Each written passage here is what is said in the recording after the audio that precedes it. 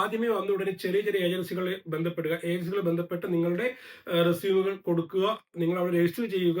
കിട്ടാവുന്ന ജോലികൾ ചെയ്യുക. അപ്പൊ റെസ്യൂം കൊടുക്കുക എന്ന് പറയുമ്പോൾ ആദ്യമേ പറയട്ടെ, നമ്മുടെ ഇന്ത്യൻ സ്റ്റൈൽ റെസ്യൂമുകൾ ഇവിടെ പെട്ടെന്ന് നിരസിക്കപ്പെടാൻ സാധ്യതയുണ്ട്. അതുകൊണ്ട് നിങ്ങൾ റെസ്യൂം UK സ്റ്റൈലിലോട്ട് മാറ്റാൻ വേണ്ടി ശ്രമിക്കുക. അപ്പൊ സാധാരണ നമ്മുടെ റെസ്യൂമിൽ നാട്ടിലെ റെസ്യൂമിലൊക്കെ ഫോട്ടോ ഉണ്ടാവും, ജനനത്തീയതി ഉണ്ടാവും, നമ്മളുടെ മതം ഉണ്ടാവും അല്ലെ. UK സ്റ്റൈൽ എന്ന് പറയുമ്പോൾ നമ്മുടെ മതമോ ജനനത്തീയതിയോ ഒന്നും ഇവർ ചോദിക്കുന്നില്ല. അതൊക്കെ നമ്മുടെ പേഴ്സണൽ ആയിട്ടുള്ള കാര്യങ്ങളോ ഒന്നും ഇവർക്ക് ആവശ്യമില്ല.